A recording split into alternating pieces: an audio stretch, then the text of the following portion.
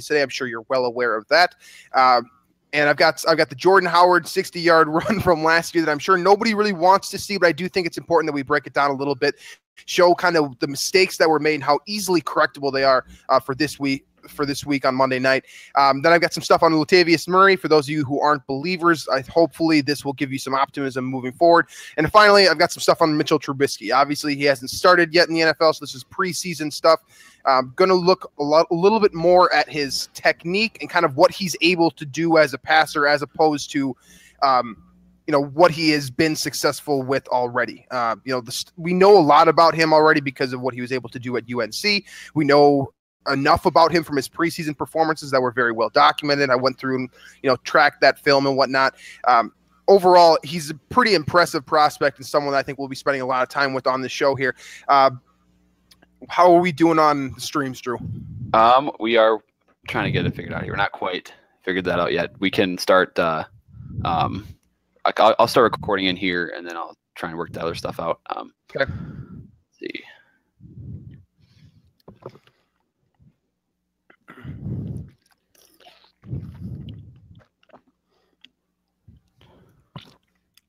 Oh, okay, we got one question here from Ace. I'll answer this real quick since I don't think this is something we'll be covering too much on this particular episode, but I do have the answer for you. What needs to happen for Teddy Bridgewater's contract to toll to next season? He can't play at all, period.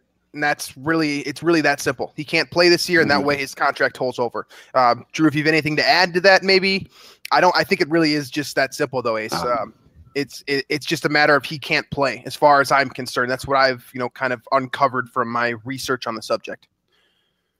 Yeah, I'm pretty sure that's how it works. The language was a little bit weird in the way that it's been reported several different times, but the way I interpret it is as soon as he hits the field, it's not going to toll. But I guess that could be it could be interpreted a different way, because I believe the Vikings have to play him as soon as he's healthy, I think. Otherwise, there'll be problems. So that's kind of the way I've interpreted things anyway. So let's see here if I can get our other streams working here to get us officially started. I've got the I just switched the title, Drew. So YouTube should be ready to roll now. For those of you guys that are checking in with us on YouTube, I will be monitoring the live chat on there as well, so you can ask your questions, you have your comments, state your hot takes, give me some jokes to work with, whatever it is. I will be watching the YouTube stream as well as the Shindig box as well. So, Drew, do you want to get it? Are we good to go here? Should we start it off? One more sec here. Okay, one more second. Let's see. All right, we're recording on Shindig, and I believe we'll be live on Periscope here in about 5 seconds. So okay, all right. So let's start with the crystal ball talk then, because I think while people are filtering in here, jumping in on the live stream, I think that Mr. James Bugard has a nice question here, and I mean, we don't have a real answer, but I do think it's a fun question to answer, right? He says, I think we have it published. I can't tell 100% if that's up. Hopefully people watching the stream can see that. What's the crystal ball say about Bradford this afternoon, Drew? You, out of the two of us, I think you are probably the bigger Sam Bradford fan. So why don't you answer this question first? All right, hold on, BJ. I'm trying to get these mixed. Hold on. I got two different feeds coming in. I have an echo from you that I need to get fixed here. Okay, I'll answer the question then. What's the crystal ball say about Bradford this afternoon? I gotta figure this out. I can do that. What's the crystal ball say about Bradford this afternoon? Let's be real here. The crystal ball might not even know the answer to this question. Sam Bradford's knee is. It's a messy situation, right? There's no logical answer as to whether or not he's going to be healthy moving forward. I still believe this is going to be a lingering issue. I believe in the bone bruise report, which means that he's playing with discomfort as opposed to requiring surgery. So that's a real problem to me. But I do think that the secondary for Chicago, we talked about this on the most recent About the Labor podcast. I don't think it's very good. I think it's fairly incompetent, to be real with you guys. there are some good players in the secondary, Adrian Amos being one of them, a guy that you have to watch out for, especially in zone coverage. Eddie Jackson can be a brick wall, especially in run defense. But the cornerbacks, I mean, I like Adam Thielen. I like Stephon Diggs. I actually like Michael Floyd as well to win all three of their matchups across the board against man-to-man coverage. So what's the crystal ball say about Bradford? I'm feeling pretty good, man. I like what he's able to do. I like that he spreads the ball around, and I like his downfield accuracy. So I think all three of these receivers should be able to get open for him tonight, and I expect a positive start. Yeah, I mean, that's exactly what I'm thinking too. As far as tonight, the Bears secondary isn't exactly experienced, and we have, I think our weapons, at least the Vikings' weapons, are superior to what the Bears offer. I think Tracy Porter, no, not Tracy Porter. I'm trying to think. Bryce Callahan will be in the slot, and I like that matchup for Adam Thielen quite a bit. So that's what I'll be looking for quite a bit. Obviously, I really like Stephon Diggs too, and if Sam Bradford's back, obviously it's going to be huge for chemistry initially to work that out. But then I think Cal Rudolph could also have a big day. So it appears as if Keenum and Rudolph never really got off on their right foot there. But I really like the matchup the Vikings have with the Bears secondary, as long as the field holds up, the weather holds up, etc. Absolutely. Absolutely. All right, so let's take a quick break in the action here to get a word from our sponsor out.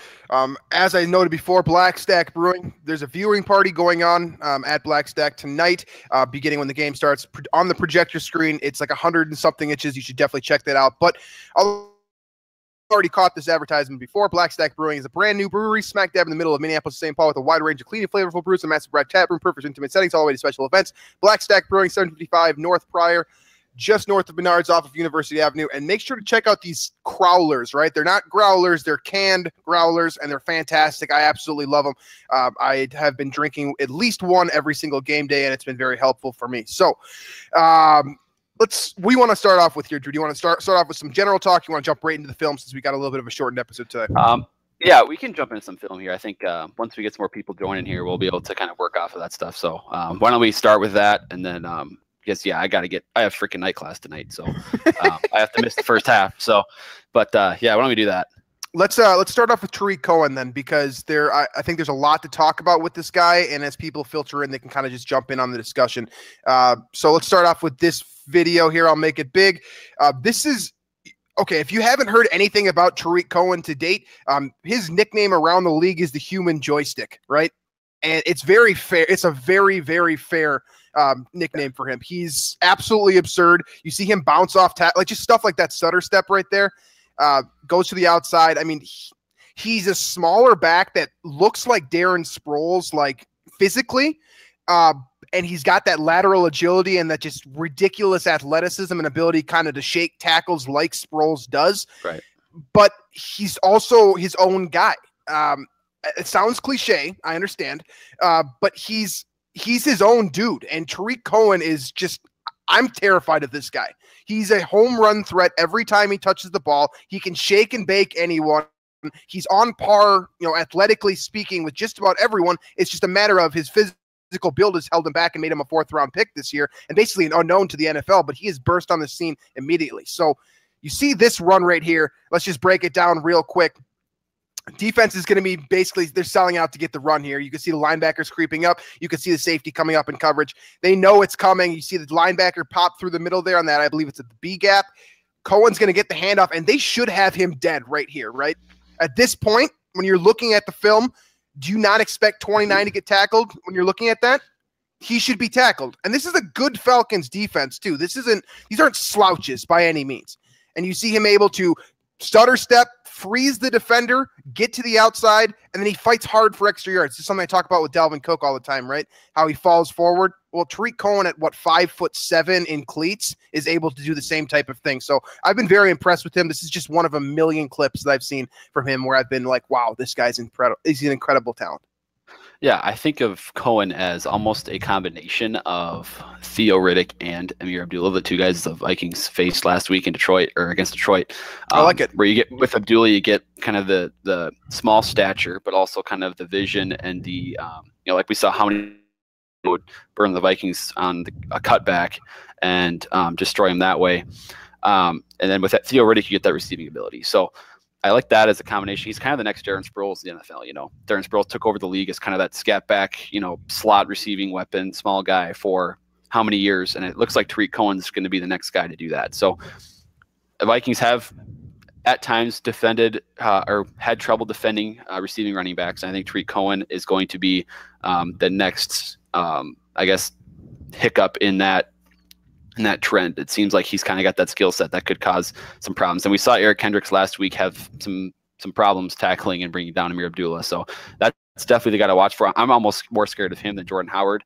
And, you know, Jordan Howard demolished the Vikings last year at Soldier Field. So yeah, I am more afraid of Tariq Cohen than Jordan Howard. And this isn't a knock on Jordan Howard. I think he's a great running back too, but I don't see with Jordan Howard, I don't see any trait with him that is particularly elite, right? He's a very good running back. He doesn't have explosive speed to the outside. He's not a bruiser to the inside. I mean, he can break tackles and go through you, but he's by no means Jerome Bettis. Let's put it that way. He doesn't catch the ball in the backfield like particularly well. His pass protection isn't elite by any means. So as a whole, I just don't think that Jordan Howard is as dangerous as a threat as Tariq Cohen. And honestly, that should be pretty fair to say, just because you look at the difference in level of explosiveness. If that 60-yard run that we're going to get to later on happens with Tariq Cohen, he's gone by 20 yards. He just has next level, burners. But that's not something that we necessarily see from Jordan Howard. So that's part of the reason why I'm particularly afraid of Cohen as opposed to the guy that has already established himself in the league here. So here's another Cohen play. Let's blow that up real quick. This one's coming out of the shotgun. It's me a catch out of the backfield here. And just watch this juke. This is absurd. Like, I don't like. There's nothing really to say about what he's capable of doing, right? Like that's a throw that absolutely should not have been made. Like yes. That's a stupid pass. It's a stupid throw that like everybody just criticized Bradford for every single time he did it last year, whether it was Asiat or McKinnon, when the linebacker is covering Cohen pretty well on the flat. I mean, that's what you're supposed to do. He he tracks him well into the flat, and that's a play that most linebackers make. But obviously with Tariq Cohen, it's a different story. Yeah, and this isn't like, this isn't a poor linebacker. This is the LSU linebacker Beckwith. I think this is Kendall. That's Tampa Bay. I can't remember which LSU linebacker this is here that misses the tackle, but this guy is a big dude. He should have absolutely had leverage here. This is a play that needs to be made, and I just saw someone in our chat here on YouTube talk about how efficient tackling is going to be important today. I completely agree. Vikings fan 123 said that today in our chat. I completely agree, man. This is the type of player that you can't allow to get into space by missing tackles, right? He can hurt you just by breaking the tackle, and by breaking the tackle, it becomes an explosive play. So, not only do you miss the tackle for loss here, but look at this. This is, 10 more yards after contact? It's just an extremely impressive play, and something that you can't necessarily draw up to defend because he's that much of, quote, a human joystick, where even if you execute properly, you take the right angle to the ball, you drop the perfect scheme to stop the play, he's still dangerous. So that, for me, is why Tariq Cohen is the number one issue for the Vikings to face today. Obviously, you saw Eric Kendricks having some trouble making tackles last week. There are some problems that the Vikings have on the defensive on their defense, both on the line and on the second level, that makes Tariq Cohen a particular issue. And this is another example here, catching the ball out of the backfield. Anthony Barr, for what it's worth, has been considerably better stopping running backs from catching the ball out of the backfield this year. That was something he struggled with mightily last year, and a lot of criticism that he received for not being in his, quote, 2015 form was a result of running backs making him look silly. This is something that Tariq Cohen could do. So let's check this one out now. This is catching the ball out of the backfield. Check out that route that he ran, right? It's just like, he looks like Le'Veon Bell when he's running routes. See, he comes off the left side there. He's going to shake and bake this linebacker. He's going to create about 2 yards of space. No chance. And he catches the ball, and then he's got the speed to absolutely burn you to the outside after he catches the ball. So this is the type of thing where I'm saying you can draw it up perfectly. This is a perfect defensive scheme for what they're doing right here, right? They've got the linebacker matched up here. They've got one-on-one coverage with Tariq Cohen, which isn't ideal, but it's something that you sacrifice, right? And there's just nothing he can do. He's an unstoppable presence at times. When he gets into one-on-one matchups in space, this guy is a problem. And that's why I'm particularly afraid of him. That's why I'm going to continue to harp on this. The Vikings need to slow this guy down. And if they can do that, they really limit the big playability for this Bears team. I mean, Josh Bellamy starts for them. They're not hitting you deep over the top. This is a team that's trying to run the ball effectively and beat you to the outside. So if you can slow down Tariq Cohen, good luck. If you can slow down Jordan Howard and Tariq Cohen, the dynamic duo running back, then all you have to worry about is rookie quarterback Mitch Trubisky getting his first career start on national TV against a vaunted defense. Their top 3 receivers, I believe, Josh Bellamy, Deontay Thompson, and Kendall Wright. That's right. Those are your 3. I mean, those are your weapons you have to worry about. Then in a tight end, you have Zach Miller, and sometimes Adam Shaheen, but mostly you'll see Zach Miller. So, I mean, clearly these 2 guys are your top priority. Tariq Cohen, in my opinion, is the more versatile and I guess tougher to stop, tougher to contain, and more worrisome weapon to worry about. But if you contain those 2 guys, I think the Vikings have a pretty good chance here, because assuming what we know about Bradford and that he is expected to play, if the Vikings offense can get that back, salvage, some of the loss of Dalvin Cook, then I think their chances will be pretty good against, again, a rookie quarterback with very limited weapons outside of the running back position. Yeah, so you're probably going to catch a trend here. A lot of these games are coming from the Atlanta Falcons game. I particularly wanted to go to this game because this is a very good football team, and I wanted to make sure you guys saw that Tariq Cohen can make a very good football team look ridiculous. Here's a touchdown from Tariq Cohen. Okay, that's a running back playing receiver right there. And I'm sorry, I apologize. The All-22 was not up for this game, so I had to work with the broadcast version. But check out, you can't see him get open here, and it's wide open. This is a tailor-made touchdown for Mike Glennon right here, and it's basically all Tariq Cohen. He gets himself wide open. Now, at this point right here, you're looking at a 5'7" human being against an NFL, I believe that's a safety. Do you think one-on-one here that this guy should be able to get through those 3 Atlanta defenders that we're looking at? No, he shouldn't. There's no excuse for him to be able to get through here. But look at this. He engages contact, he fights through, and he falls forward into the end zone. He's 5'7", 180 pounds.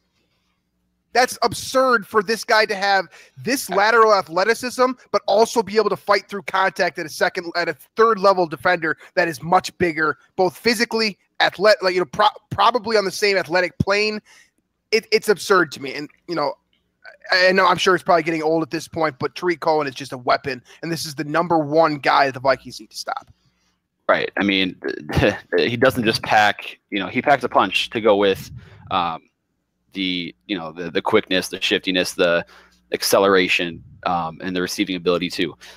This is kind of the part of the season where, the Falcons didn't really, I guess nobody really knew about Tariq Cohen. And so I guess it's somewhat understandable, to an extent anyway, that he would be that uncovered, but that clearly cannot happen tonight, being that it's pretty clear now, given some injuries and stuff that have unfolded for Chicago, that he is probably their most explosive weapon for sure. So you got to stop him, and you got to contain him for sure.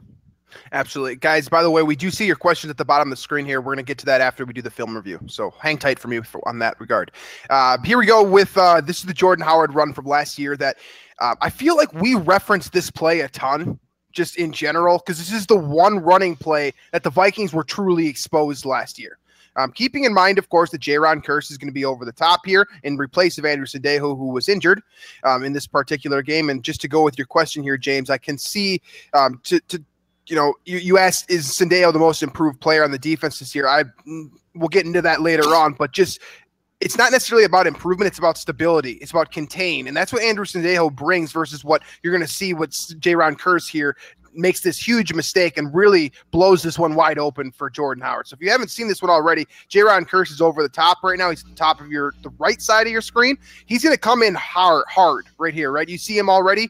And Jaron Kearse, keep in mind, I call him the Terminator. There's people that also call him the Crane. He's a massive, massive dude that plays physically with his body. So by no shock, this should not be any shock that he's coming in hard here.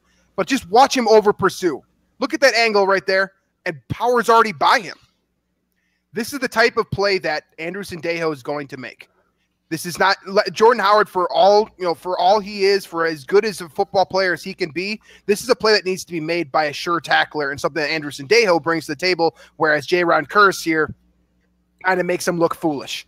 I mean, just look at this one more time. Look at that angle, and Howard just literally stutter steps and just goes right by him. That's embarrassing for an NFL player. That's something that can't happen on the field, and that's something that Jordan Howard doesn't exactly specialize in. So, I don't know, man. That's just a play that cannot happen. If that's Tariq Cohen breaking that run, if that's Tariq Cohen, that's a touchdown. Xavier Rhodes doesn't catch up to him from that angle. So it's I mean, again, I feel like the Bears are mostly running Howard as their bell cow between the tackles, and they're kind of using Cohen to get him the ball creatively in space and the outside. So this run would typically be a Howard run anyway, but containing this running game is obviously going to be the most important thing. This was really the majority of the yardage Jordan Howard, it was able to amass last season. But Andrew Sendejo at safety there typically will make that play. And again, that angle is not good. I'm glad that we have two healthy starting safeties, because I've been concerned about safety depth for a while. So if we see Anthony Harris or J-Ron Curse on the field for whatever reason, I'll be concerned about stopping the run. For what it is worth, for those of you that are fans of J-Rod Curse, I know there's a lot of people out there that hope that he eventually overtakes Andrew Sendejo's position. I think he's looked a hell of a lot better this season personally. I track him a lot because I'm a big fan of his as well, for what it's worth. And he's looked outstanding as a gunner, much better angles to the football than the one he took on this particular play. So getting up to speed here, J-Ron Curse is a lot better than he was last season, but at the same time, this is the type of play, being impulsive, that you can't allow to happen, right?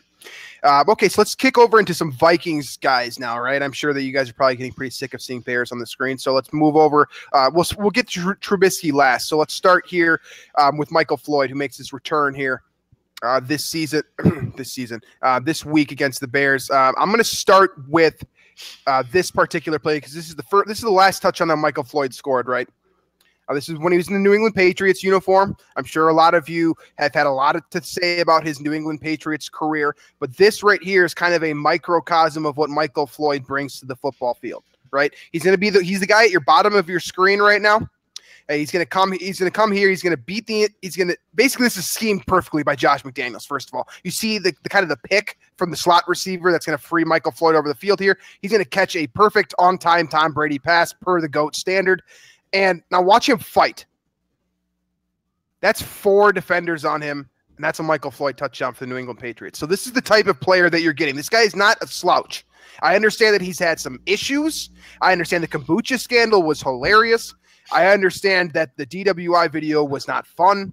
But this is a football player that when he's on the field, he goes 150%, and that's something that as Vikings fan, we should at least respect from him, right? Moving on to another Michael Floyd. I don't know why that one cut out, so we're just going to move ahead. Here's from the same football game. I've talked a lot about Michael Floyd's blocking. Drew, this is something you could probably jump into as well. Check out this open field block from Michael Floyd. Oh, this was one of my favorite plays of the year last year. I remember this. Julian Edelman is going to break. He's going to break open here. You can see Michael Floyd at the kind of the right top of your screen here. He's setting his angle. Boom. Just absolutely dumps him. Like that's the type of player that Michael Floyd is. And for what it's worth, think about what the Vikings have been doing on the field from the receiver position. Laquan Treadwell hasn't been getting a ton of targets, but he's been very good blocking in space. And he's been doing a good job doing things without the football in his hand. Michael Floyd, you're not going to lose anything with that if you put him on the field over Treadwell. No. He's a threat without the football in his hands, as proof by this video. Right. I mean, I don't think, for one thing, Floyd has more size than Treadwell. He's got, I would say, probably better speed. And I think those two things will only make this offense more explosive and kind of, the idea of replacing Treadwell as wide receiver 3. And we don't know what his role will actually be. We don't know if Floyd's going to go out there and take all of Treadwell's snaps, or if Treadwell will remain wide receiver 3, or if there's be a combination of the two. We don't know that. But we do know that Floyd's active tonight, or will be active. And this is kind of what he brings to the table. He's going to be a feisty player, both with the ball, and without the ball. He's got the size and the tenacity to be a really good blocker, and he's shown it over and over again in his career. So I personally would put Floyd in there right away, given that he's been in the wide receiver rooms and with the team still on suspension. I would put him, I would let him kind of get that opportunity right away to be the third receiver, kind of in that rotation on the outside, because I believe he'd be a pretty good upgrade over Treadwell at this point. Absolutely. Some people in the chat agree with you as well. I just saw from Gary Kobiak, he said Troy Williams is greater than Laquan Treadwell. So, you know what? I'm not going to go that far, but I understand the take at this point. All right, so this clip right here is in order to show you versatility. We talked a lot about him as a split end outside receiver. Here's a play where he's actually lining up in the slot. And I know that that's Larry Fitzgerald's home most of the time, but in the red zone, Bruce Arians did a lot of creative stuff with him. Here's how he reacts in the slot. He's at the bottom of your screen in the slot. Check him out. Look at him get open here. Toe tap. That's a touchdown. Okay. That's the type of physicality that he brings right here. You got to respect that. He just creates enough separation. Carson Palmer puts a good ball on there, and that's going to be a touchdown. So good luck jamming him at the line of scrimmage. I'll say that. I mean, he's not jammed here, but just good luck because he's big. I think he's bigger than I think people realize. Like Treadwell's supposed to be a big body receiver, but Floyd is probably a couple inches taller and probably 20 pounds heavier than Treadwell and probably still faster than Treadwell. So I would assume right there you're getting, just by athleticism and size, you're getting a pretty good upgrade there. And then I would think talent-wise, both are first-round talents, so I don't think you're losing or gaining anything there. It's just simply a matter of experience as well for Floyd, and the fact that he has been on a successful offense and has been a key part of a successful offense like he was in Arizona, bringing that to the table here with Minnesota. There will be some chemistry issues maybe with Bradford initially. He didn't really get to play a whole lot with Bradford in preseason or in camp. Right. They kind of sidelined him just because of the suspension. But if they can figure out that chemistry, I think Floyd could be a really good third option. And that trio of the Thielen, Diggs, Floyd, it has potential to be a really, really good trio and one of the best in the NFL, given how well Diggs and Thielen are performing so far this year. Absolutely. You know, Michael Floyd comes from a pretty good trio in Arizona as well with John Brown and Larry Fitzgerald. Here's an example of all three of those guys on display here and the type of damage you can do when you've got trips receivers with all kinds of skills, right? Michael Floyd is going to be the outside receiver here. He's at the bottom of your screen. Larry Fitzgerald is in the slot, and I believe it's John Brown that's in kind of the super slot right next to the line there. That's either J-Ron Brown or John Brown. I think it's John, but I'm not 100% on that. So check out Michael Floyd here. Look what he's able to do. This is not going to be a fade. I'm sure a lot of you guys are expecting the fade. He can catch those, but this one is not a fade. This is just a matter of getting open and basically him and Larry Fitzgerald creating chaos. You know, just look at the crossover here. Look at how just messed up these defensive backs are in terms of where their coverage is. The safety comes down. The cornerback goes to the outside, and Michael Floyd breaks the top in the middle of the end zone there. And he's going to be wide open for a touchdown. So this is a guy that can run routes from the inside and the outside. He works very well with the guys around him to create that separation and kind of create those mismatches and those issues for defenses. And just having guys like Stephon Diggs and Adam Thielen around him should only make him better, particularly in the red zone here. Right. I mean, look how closely the defense, especially those two guys up front at the goal line, attract into Larry Fitzgerald. They just get sucked into him, knowing how much of a threat he is, and simply as a possession receiver, where I think Diggs kind of has that trait as a possession type receiver, where he can, he has that ability to get to the line of scrimmage, the first down marker, kind of make himself available. And is Diggs kind of like Reggie Wayne? Is Diggs kind of a Reggie Wayne type? A little bit. I feel like Diggs. How does that comp settle with you? I think I kind of like that. I haven't heard that. It's weird. It's surprising. I just thought of it right now. Like this second. It's not bad. It's not bad. I feel. I mean, this might be a really bad statement to make, because I know Steelers fans would probably object to this, but I still think the Antonio Brown comparison is much better. Sure. But I get the Reggie Wayne one because I feel like Diggs does have that knack for the first down marker, the knack for X yardage to go. So. Being a technical guy that can basically a guy that's technical, he's fundamentally sound, but he can also break that big one as well, while also sort of being a quote undersized player. I mean, at 6 feet tall, you're undersized the wide receiver position in the NFL. Sorry, that's just how it is, and that's kind of how Reggie Wayne was. Found that out with Stacey Coley, right? Stacey Coley was undersized. He's like, what? Yeah, and I was looking down at him. He was one of the few NFL players that I actually looked down at, and I was like, yeah, you might be undersized. No, I was scared. I was very scared. I was very, very terrified.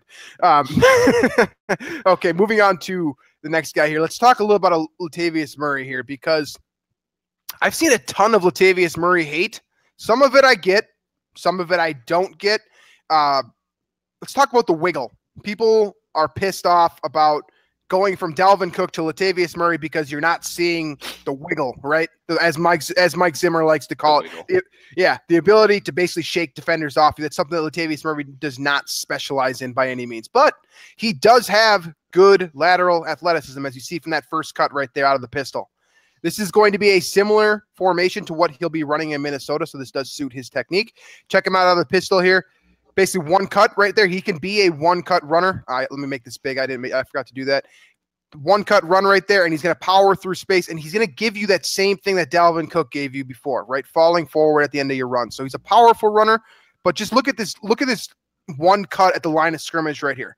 That's lateral agility. I don't care what you say, guys. I know that his juke rating or whatever sabermetric it is does not fulfill, Tariq Cohen standards, but this is a guy that can create space by himself, and he can also go right through you. So let me just put it this way. Let's let the guy get 15 carries in a Vikings uniform before we start saying that the offense can't do anything with him in there as opposed to Dalvin. Well, I think the concern still for me is the ankle that he says he has said himself is not 100%.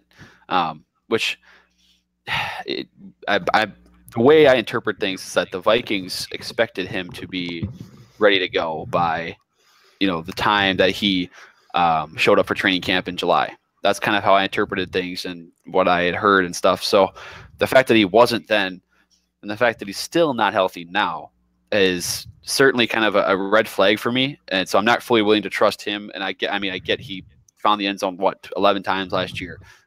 But I think he's very reliant on a successful passing game, which he had in Oakland. Derek Carr, Amari Cooper, Michael Crabtree, etc. They were all very good weapons in a high, octane offense. If the passing game doesn't get going, Bradford or Keenum, whoever it is, doesn't make themselves a threat, you will have. I think he will have problems getting it going here, because I don't think he's not one of those guys that's just gonna kind of set the tone for the offense. He's more of a complementary piece to an offense that has its tone already set, if that makes any sense. Yeah, that's fair. I'm okay with that take because he did. Let's keep in mind here, he was part of a 3-man rushing attack in Oakland last season. So he has benefited somewhat from being fresh on all of his carries. It's something to keep an eye on towards the end of the game tonight, right? Think about Dalvin Cook and what he's been successful with through his 4 games. Basically wearing defenses down has been a big strength for Dalvin Cook through 4 games, and he gets stronger in the third and the fourth quarter because he's he's in great shape. Is there a normal way for one man to call another man and say he's in great shape? Possibly. If there is, that's the guy, right? He's in great shape. Latavius Murray has been battling injuries all off season, surgery. He's also a bigger back that probably is more prone to weight gain, I would assume. Generally speaking, when a guy is bigger like that, it's a lot easier to keep the pounds on than off. Let's put it that way. So Murray, that's something to keep an eye on in the third and the fourth quarters tonight. If he's getting 15, 16, 17 touches tonight, see if he wears down towards the end of the game. See if he is in shape and ready for the season here. Because if he is, he does have explosive ability, a la this video clip right here. He's going to take the handoff from Derek Carr, again out of the pistol. He's going to break it to the outside. He's going to make one guy miss, and he's just going to go. Like, this is the type of play that I'm saying he's capable of doing, guys. I know that the sabermetrics might not always reinforce this take, but this is something that he's capable of doing. And if Pat Shurmur can scheme him up correctly, if the offensive line can continue to play at a high level, this is something that he can still do. He can bounce the ball to the outside and create 20-plus yard rushes. I know he's not Dalvin Cook. No one expects him to be, but he is a runner that has potential, and he has enough ability to give the Vikings balance. Right. I think that's kind of like that's really what we want from Latavius Murray, is to just be competent and be able to keep this offense balanced, and not like what it was last season when obviously the offensive line had a big part in that as well, but you had Sam Bradford basically trying to carry this offense on his shoulders. And sometimes that did work, but for the most part, we saw how the offense as a whole was, successful last year, or I guess wasn't successful.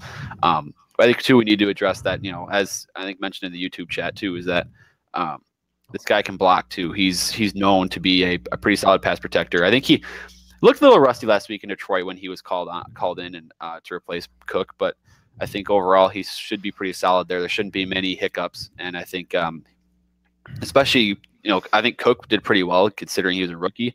I don't expect any kind of drop off there, which is definitely it should ease the pain, I guess, of losing Dalvin Cook. Absolutely. Okay, so we're running short on time, and we do have a couple questions here to answer. So let's just jump into Mitchell Trubisky here. We'll start off with a pretty casual play here. This is by no means an example of his strength, in my opinion, but just something that he offers, right? He ran, I think it was 98% shotgun when he was at UNC, so that's his comfort zone. That's probably where you're going to see Dowell Loggins line him up for the most part, if they're assuming the Vikings, assuming that Chicago is trying to get him in rhythm, comfortable out there. You'll see him in the shotgun. So like this set right here, you got two receivers at the bottom of your screen. You got one at the top. Basically, he's got a ton of weapons, ton of options here. This is when Kevin White was still available too. So he actually had real options to throw to. So you can see this right here. He's got very good poise in the pocket. Check him out. Check out his feet right there. And the accuracy downfield is pretty impressive. I'll be the first one to tell you guys I knocked his accuracy in college because of the system. He came in, this is his first performance ever in the preseason, and he's making good throws like this, steps into it right there, full motion, boom. Like, you can't throw much better of a strike than that one. So if Mitch Trubisky comes out and starts slinging it like that, that's going to be a problem, because that's a hell of a throw right there by a rookie quarterback. Yeah, I mean, here's one thing, though. You mentioned the shotgun thing, which I thought was certainly interesting, because I'm pretty sure when the numbers I looked at, the Bears run out of shotgun like less than 10% of the time. Right. So right. And Jordan Howard is also a very downhill type runner, right. Adrian Peterson like, right? So Dowell Loggins is going to he probably has to make some serious adjustments to his game plan here this week. As far as incorporating some shotgun runs, or incorporating, or for Trubisky, I guess I would say, is getting him under center, getting him comfortable under there, because that can't be an easy transition to make in your offense, doing one thing or the other. Either your quarterback is responsible or your offensive coordinator is responsible to make that adjustment. So we'll see what happens, but I would expect the offensive coordinator to try to make this easier on Trubisky, give him some more, maybe some more zone read stuff that he did at UNC too. Get him moving, get the pocket moving, kind of make it easier on him and not have to face that pass rush so often. So I would expect a lot more of some rollout stuff, bootlegs, that type of thing too, because he does move pretty well. He can throw on the run pretty well. So I think it's just going to be simply an experience thing and getting the flow down of an NFL offense in an NFL game, as opposed to playing at UNC or in the preseason with a rather simple offense, I guess. I'm glad that you brought up his tendency to roll out in the backfield and kind of make plays with his legs, because I don't know, shockingly, I have a film clip of that. This is something that Mitch Trubisky does extraordinarily well, particularly for a rookie, but he's on par with, like I said before, limited sample size from what we're working with, but as far as NFL veterans go, you can't do it much better than this. Check this bootleg out. He's going to roll out of the pocket. Now watch how on point that out route is. Now, let me remind you, the 12-yard out is largely thought of by many offensive coordinators, quarterbacks, is one of the most difficult throws to make in the NFL. This guy's doing it on the run in his first game, right? Just check out this deadly accuracy. Hits that throw in stride. This is something that I expect to see a ton of, as Drew just mentioned. I expect a ton of bootlegs, a ton of stuff where he can sort of manage pressure himself, use his feet and his mobility to make plays like this one down the field. And basically, we've talked about this in the past, that mobile quarterbacks like this are a greater issue to the Vikings because of how they play man coverage across the board, and man coverage doesn't last for 7 seconds. Right. It just doesn't. It just doesn't do that. So if you get a guy like Mitch Trubisky, pocket, create issues for your cornerback. Obviously, when you roll out to one side of the field, it limits your options. But if you have a good receiver, which for what it's worth, the Bears don't really, you can find chemistry there and make magic happen. So that's something to keep an eye on with Mitch Trubisky and how he moves his feet and how well he's able to do so. Yeah, this kind of goes back with staying disciplined on the backside. We talked about this earlier with Cohen and Amir Abdullah last week, where staying disciplined on the backside, not allowing that back or not, I guess, over pursuing, I would say, can really bite you, with those backdoor, cutback runs. If your back guy collapses too hard, it's an easy, especially for Tariq Cohen, it's going to be an easy 10, 15-yard run. And here, if you collapse too hard on the run, whether it be Howard or Cohen, you're going to get Trubisky. Look at all the room he has here after the play fake. I mean, it's way too easy. And it doesn't matter who your receiver is. If you have that much room to throw, it doesn't really matter who your offensive line is either. Right, that's true. You can flow protection to one side and roll them out to the other one. Yeah, so I would assume the Bears try and make something. That obviously, that type of play there makes everything so much easier for the quarterback when there's literally no defensive line in front of you at all. You're just worried about throwing the ball down the field. So I would expect Loggins to kind of incorporate some of those things to make it easier for him, because again, this stage is not something a rookie quarterback should be facing. Monday Night Football against a top 5 defense in the NFL, not ideal for your first start. Absolutely. All right, so we've talked about Tariq Cohen, we've talked about Mitch Trubisky, we've talked about Jordan Howard. We've talked about their wide receivers to some extent. We probably don't need to talk about them a whole lot more. But just in general, Tariq Cohen, Jordan Howard, and Mitch Trubisky are going to be the guys tonight. Zach Miller, the tight end, is a guy to probably keep an eye on. I know Drew really likes him and likes to bring him up whenever we talk about Chicago, because he is a very good possession tight end and a good safety net for a guy like Mitch Trubisky. But just in general, I would say for me personally, keep an eye on Tariq Cohen, and then obviously Mitch Trubisky tonight. Those are your two difference makers for me, with their defense having so many issues with suspensions, injuries, all kinds of crap right now. Their second level looks like a JV football team, with exception to Leonard Floyd. This is a game that the Vikings need to win, and I expect them to win. Right. I predicted the Vikings to win here by 14, but that might be bold. But the Soldier Field curse, it's got to stop at some point, right? I mean, yeah, this Bears team is, talent-wise, it's not even close. The Vikings, both sides of the ball, they have all the talent in the world. It's just about I don't know how to say this properly, but lifting that curse maybe, or just simply playing football, not worrying about other things, not letting the road crowd affect you, that type of thing. I'm not really sure. I obviously can't put a finger on that, because those are kind of intangible things that no fan can really point to as far as that, always losing at Soldier Field type thing. But this team's way better, man. It's a way better team. Voodoo. There's the no Vikings have been the better team in each of their losses this year too. They're better than the Steelers. They're better than the Lions. They're way better than the Bears. So losing this game, this is almost a must-win. It's as must-win a game as you can get in October. What is it, October 9th? So that's, I guess, a short take before we get to these questions here. All right, then. So let's jump into the actual questions that we have here from the Shindig. If you're watching on YouTube, I can get you on the YouTube comment section as well if you want to drop a line for us there. I'm not sure how much we're managing this Periscope feed right now, but if you have a thought there, feel free to throw it at us and we'll get to it at some point. So I'll start here with Mr. James Bugard's comment. I referenced it early before. Do you guys think that Sendejo is one of the most improved players on the defense this year? Keeping in mind that I read it incorrectly the first time. He says one of the most improved, not the most improved. What are your thoughts on this, Drew? And I mean, I would say, I don't think I think you mentioned this too, that he hasn't really improved as much. He has just been consistent, I think. The consistency was kind of the issue. Is that an improvement, though? Is it kind of inherently an improvement because he has become more consistent? He's not tackling with his head down as much. He's not breaking Xavier Rhodes' Those were the issues anymore. In 2015. I feel like in 2016, I feel like 2017 so far is pretty similar to 2016. So I don't know. If I was looking at an improved player from last year, I'm going right to Anthony Barr. Just because I think he obviously had the setback last season for whatever reason. So that's kind of the go-to guy when I think of improved player from last year, Anthony Barr. Absolutely. I'm fine with the take here that Anderson Sendejo is very much improved, because I think that he's on probably the best 3-game stretch of his career currently. He's been outstanding. And the big thing is that he's containing very, very well. You don't see guys going over the top on him like you used to.